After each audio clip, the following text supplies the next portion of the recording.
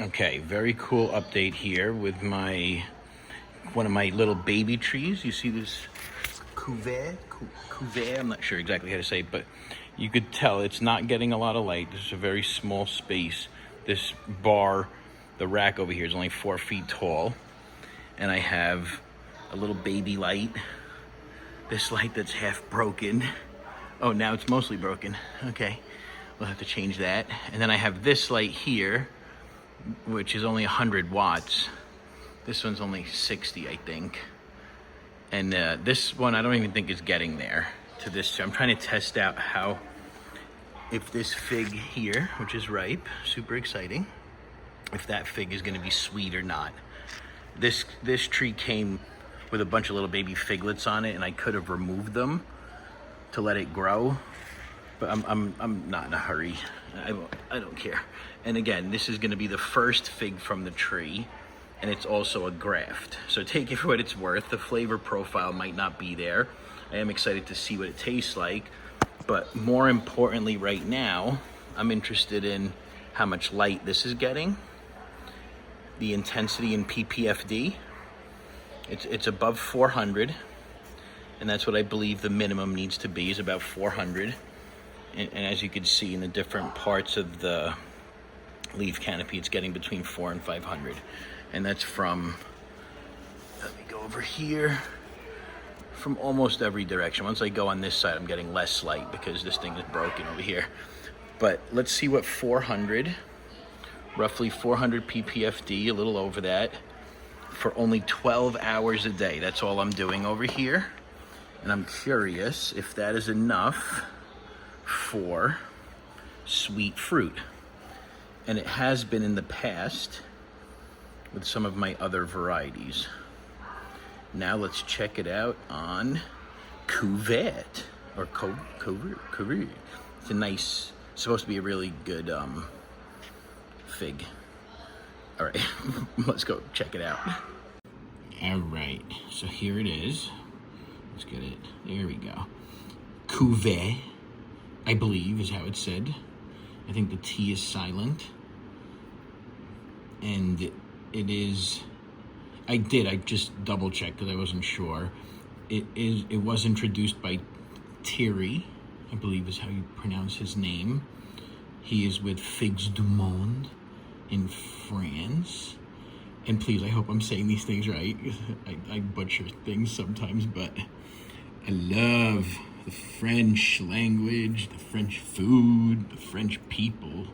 So if I'm butchering your language, please forgive me.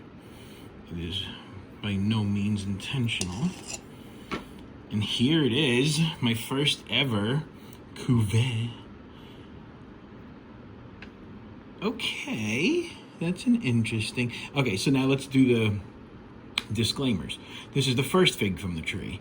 This fig, Cuvert, is on a grafted, I can't remember what the rootstock is, but Cuvert is grafted onto something. And again, in case you're new to figs, the first year, the first couple of years, you shouldn't expect it to be too representative of the flavor long term, because they get as the tree matures, the flavor profile, the flavor quality all improves as well. And to me, that's defined by simply just the flavors coming together in a nice harmony, finding their balance together, not competing with each other. For example, when I ate my first Irene's Black Greek, it was like a punch in the mouth. Like, what just happened? Like, ow, that was so much berry and so much fig, but they're fighting with each other, and it's just not right. Eventually, over time, that they all blended together, and they were absolutely amazing. Very different flavor. 21.8. Okay. So this here is also me testing the brix that I could get using a lower ppfd. I showed it in the other video just now. It's just above 400, and it's about 12 hours a day. And I'm trying to see what the minimum light requirements are to still get sweet fruit. 21.8 is not as high as I would get under the other setups that I have, but that I wouldn't read too much into that right now. I only had the tree there for a little while, and there could be other factors at play here as well. So I'm gonna keep testing that test. 21.8 isn't even bad. It's still sweet. Oh my goodness, it happened. I'm so confused. My mouth is saying, what are you doing?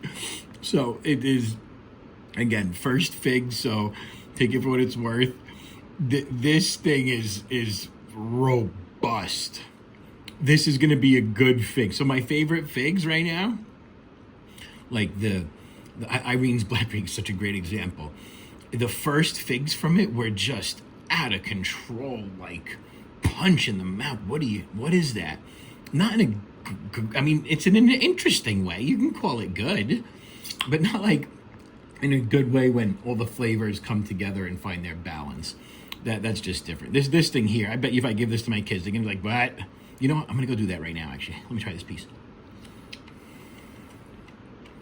It is so good. It's so good. And when I say good, remember, I mean, this is going to be a really good fig soon when it matures. Right now, it's good. But this is not what the fig is. This is not what the fig has to give. It has a lot more than that to give. It is going to come together real nice. Oh, you know what did that to me the other day? Ondata, like, knocked me on the floor. And I'm telling you, those ones that give that big punch in the beginning, those are the ones that I'm finding when those flavors finally come together, they are really something special. But I don't know, I could be talking a bunch of smack right now, so just take it for what it's worth. I'm a newbie. I've only been doing this for a few years with the berry figs, 5 years with the other figs, eating them my whole life though. But I never knew there was berry figs. I mean, I just didn't know there was green figs and brown figs, and you just want the soft ones. All right, folks, more to come.